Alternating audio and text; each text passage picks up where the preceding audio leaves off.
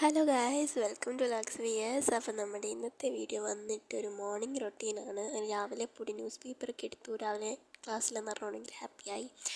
പിന്നെയും പോയി കിടന്നു ഗൈസ്. നല്ല മഴയായിരുന്നു, പുറത്തുകൊണ്ട് ഉറങ്ങി നല്ലോണം. എന്നിട്ട് രാവിലെ എന്താ പറയുക, 2 ബെഡും ഒതുക്കാനൊക്കെ ഉണ്ടായിരുന്നു. അങ്ങനെ ബെഡ് ഫുൾ ക്ലീൻ ആക്കലായിരുന്നു. ഇനി നമുക്ക് രണ്ടാമത്തെ റൂമിലേക്ക് പോകാം. അതിന് മുമ്പ് തന്നെ യൂണിഫോമൊക്കെ വെറുതെ എടുത്ത് വെച്ചൊന്നും മുടക്കാമെന്ന് അറിഞ്ഞില്ല. അങ്ങനെ രണ്ടാമത്തേത് നമ്മൾ ക്ലീൻ ആക്കിയിട്ടുണ്ട്. എന്താണ് ഇത്, അച്ഛൻ്റെ അമ്മയുടെ റൂമാണ് കേട്ടോ. അപ്പം അങ്ങനെ അത് ക്ലീൻ ആക്കിയിട്ടൊക്കെ ഉണ്ട്. 2 റൂമിൽ ബ്ലാങ്കറ്റുള്ളതുകൊണ്ട് ഭയങ്കര പണിയാണ് അതൊന്നും മടക്കി എടുത്ത് ഒടിച്ച് വെക്കണമെങ്കിൽ. അങ്ങനെ എൻ്റെ ഹെയർ സ്റ്റൈൽ ഇഷ്ടപ്പെട്ടതാണ്, ക്യാമറ തന്നെ ഇരിക്കുന്നത്. പിന്നെ ഇതാ ഞങ്ങളുടെ സ്റ്റഡി ടേബിൾ, അതും സെറ്റാക്കിയിട്ടുണ്ട്. അത് ചേച്ചിയുടെ പുതിയ ബാഗാണ് കേട്ടോ. ആൾ മുതൽ എന്താണ് പോവാണ്, അപ്പം അതിന് വേണ്ടിയിട്ടുള്ള പുതിയ ബാഗാണ്.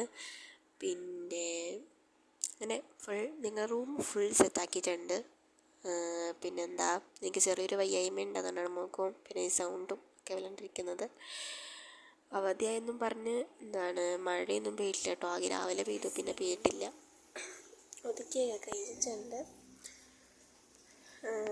ഇനി നമുക്ക് പോയിട്ട് പഠിക്കാം. ഇനിയും ഞാൻ പഠിച്ചില്ലെങ്കിൽ SSLC എൻ്റെ എഴുതിയേക്കും. പഠിക്കാനല്ല, എഴുതാനുള്ളതാണ്. പക്ഷേ അതിൻ്റെ ഒപ്പം എനിക്ക് ചെറിയ റിവിഷൻ ചെയ്യാനുണ്ട്. സോഷ്യലാണ് സബ്ജക്റ്റ്. ആൻഡ് നമുക്ക് പോയിട്ട് എഴുതാം. ഇന്ന് ലീവ് തന്നിട്ട് മഴയില്ല, നല്ല വെയിലുണ്ട്.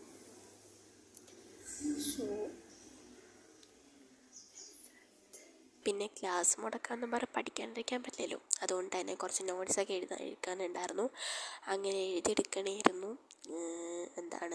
കുറേ നോട്ട്സ് ഉണ്ടായിരുന്നു കേട്ടോ. അപ്പം അതൊക്കെ ഒന്ന് എഴുതിയെടുത്തു. യെസ്. പിന്നെ ഈ പോക്ക് പോണ പോലെ ഒരു ടിപ്പ് തിരിച്ച് വരുമ്പോൾ കണ്ടോ ഓട്ടം. അതെന്താ നിങ്ങൾക്ക് കത്തിയിട്ടുണ്ടാകും. പിന്നെ ഇതാ ഞാൻ ഇന്ന് എഴുതിയ നോട്ട്സൊക്കെ ആണെങ്കിലും ഉണ്ട് കേട്ടോ. അപ്പോൾ അതിൻ്റെ ഇടയ്ക്ക് ഞാൻ മരുന്ന് കുടിക്കാനൊക്കെ പോയി. അങ്ങനെ അതൊക്കെ ഒന്ന് കംപ്ലീറ്റ് ആക്കണേ. ഞാൻ സോഷ്യലായിരുന്നു സബ്ജക്റ്റായിട്ട് എടുത്തത്. അപ്പോൾ ഇന്ന് പക്ഷേ മഴയുണ്ട്, സ്കൂളില്ല. പക്ഷെ ട്യൂഷനുണ്ട് ഗൈസ്. എല്ലാം ട്യൂഷനും മുടക്കാണ്. പക്ഷേ നമ്മുടെ ട്യൂഷൻ ക്ലാസ്സിനുണ്ട്, അതൊരു പ്രത്യേകതരമാണ്. അപ്പോൾ അതുകൊണ്ടിട്ട് അങ്ങനെ ഇത്രയും നോട്ട്സ് നമുക്ക് എഴുതാനായിട്ട് ഞങ്ങൾ ടെക്സ്റ്റ് ബുക്കിനകത്ത് തന്നെ മിസ്സ് മാർക്ക് ചെയ്ത് തരും. അപ്പോൾ അത് നമുക്ക് എഴുതിയാൽ മാത്രം മതി. നല്ലൊരു കാര്യമാണല്ലോ, എല്ലാം വാരി വരച്ച് എഴുതണ്ടല്ലോ. അപ്പോൾ അതുകൊണ്ടിട്ട് അതങ്ങനെ അത്ര എഴുതിയാൽ മതി. പിന്നെ അങ്ങനെ ഫുൾ എഴുതിയതിൻ്റെ സന്തോഷമാണ് ഗൈസ്. കണ്ടു, ഞാൻ സ്കെച്ചും കൊണ്ടൊക്കെ ഞാൻ വരച്ച് മിസ്സുമാർക്ക് കാണുമ്പോൾ ഒരു നീറ്റ് തോന്നണം. അപ്പോൾ അതിന് വേണ്ടിയിട്ടാണ് ഞാൻ വരച്ചൊക്കെ വെച്ചേക്കുന്നത്. സ്കെച്ചും കൊണ്ട് തന്നെ കണ്ടോ വരച്ച് വെച്ചേക്കുന്നത്.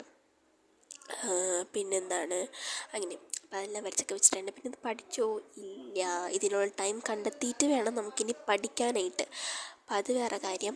ഹിസ്റ്ററി ആൻഡ് സോഷ്യൽ സയൻസ് ഞങ്ങൾക്കൊരു നോട്ട് ബുക്കിനകത്ത് തന്നെയാണ്, ഒരു മിസ്സ് തന്നെയാണ്. അപ്പോൾ അതുകൊണ്ടിട്ടാണ് കേട്ടോ.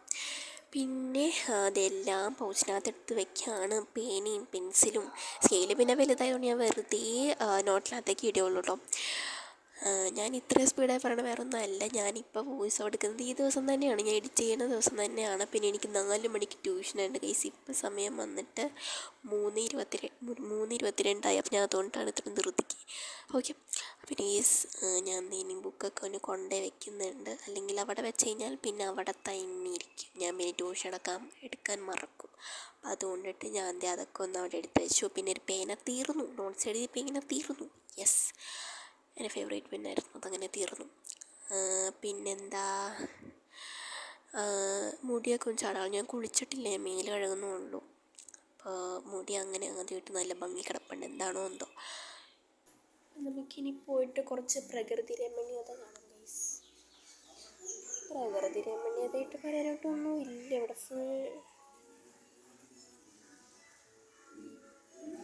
ഇവിടെ മറ്റേ ചെമ്പരത്തിൻ്റെയൊക്കെ പാട്ട് വെച്ചേക്കാണ് ഗൈസ്.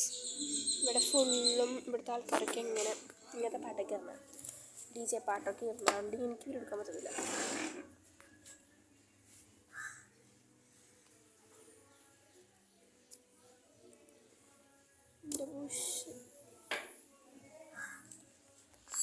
നമുക്കിനി പോയിട്ട് ഇവിടെ മറ്റേ ബംഗാളികളുടെ പണി സ്ഥലത്ത് നിൽക്കണ പോലെയാണ് ഗൈസ്. ഫുള്ളിടത്ത് വിളിച്ചിട്ടേക്കാണ്. എൻ്റെ കാക്കപ്പള്ളരെ വന്നിട്ടുണ്ട്. ഇവിടെ വീട്ടിൽ വന്ന് ഏതോ ഒരു ദിവസം ഞങ്ങൾ എന്തൊരു പരിപ്പൊടി ഇട്ട് കൊടുത്തു. പരിപ്പൊടി ഇട്ട് കൊടുത്തതിന് ശേഷം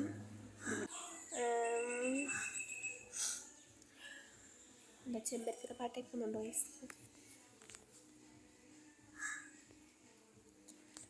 അവരിപ്പോൾ ചെറിയൊരു വോളിയത്തിലിട്ടാണ്, അല്ലാത്തപ്പം പാട്ടൊന്ന് കേൾക്കണം. നമ്മൾ ഇവിടെ നിന്ന് ഇറങ്ങി ഓടി തുണിയും പൊക്കിക്കൊണ്ട് ഇത്രക്കും ആ പാട്ട് അലമ്പാക്കും അവർ വോളിയം കൂട്ടിയിട്ടിട്ട്.